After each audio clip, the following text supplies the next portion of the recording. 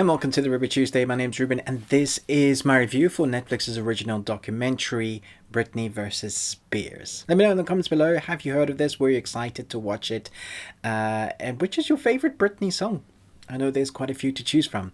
Let's get into it. So Britney versus Spears is helmed by a journalist and a filmmaker who chronicleize the conservatorship that she finds herself under, that Britney finds herself under her father and lawyer.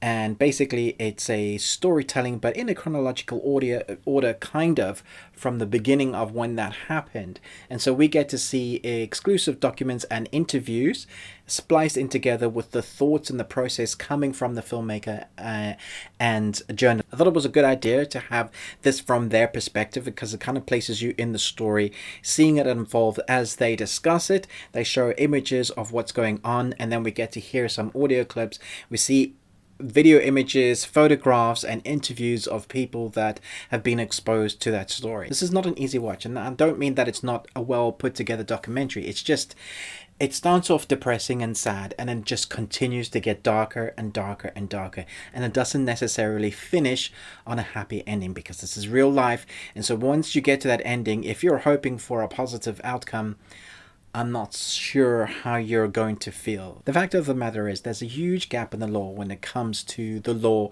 where people are put in place to control everything you are. And basically this documentary shows how Britney has become a prisoner, even worse than that, in her own life, where she can't control her money, people using her as a cash cow, forcing her to be this image and try and be okay in the front, and then in the back these different parties, lawyers, fathers, all using her to make as much money as possible.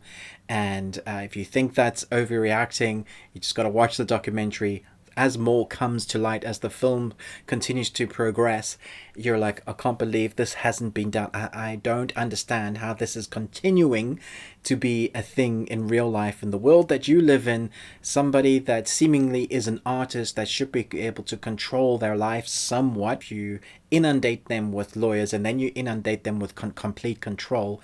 You can't even go to a place to have a burger because your father says no. You can't go visit your kids because your father says no. You get put on drugs because that's what makes you look like you're happy. So every time you got to do a concert, they pump you full of drugs, whether you want it or not.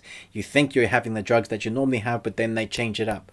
It just gets darker as more and more unfolds. And I think it's put together in a way so that they keep you invested, because obviously it's in their best interest to make you watch the documentary, make you feel something. But I think the facts speak for themselves in this story.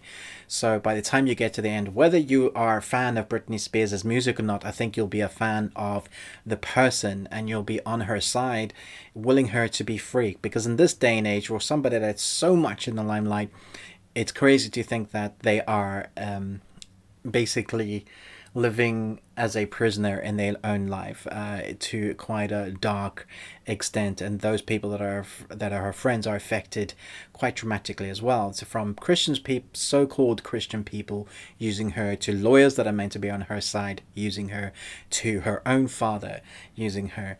It just gets worse. I'm sure you've heard some of it because she's been in the light, and over the years people have said, oh, she's really gone down the line. Does she have schizophrenia? Is she bipolar? You know, people didn't know what was going on. This documentary kind of shines a light, and I'm glad that it's out. I really hope that something good does come out of it, though, because we're yet to see that.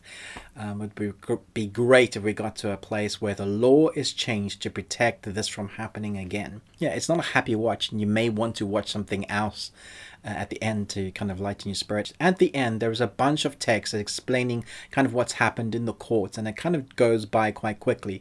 So unless you read very quickly, you're going to have to pause it, just like a heads up, and like kind of read it, catch it, understand what that is they're saying, what has happened next.